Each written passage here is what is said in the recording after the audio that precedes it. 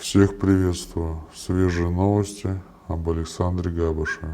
Вчера, 13 февраля, в понедельник, шаман Александр вновь звонил Кайлане.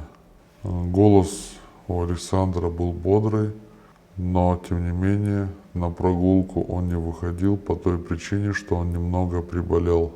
Также Александр сообщил, что у него опять появилась сыпь на руке. Чтобы Александр получил нужную ему мазь, нужно разрешение терапевта.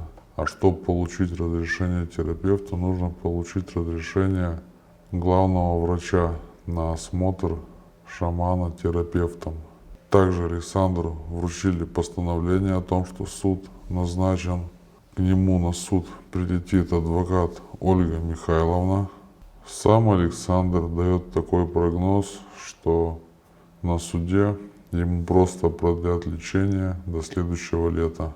А также уже стало известна дата и время суда. Суд состоится 22 февраля в 9:00 утра по времени Владивостока. Александру хочется пожелать удачи. Напомню, что и вы своим комментарием можете это сделать под видео, а также не забывайте распространять данные ролики.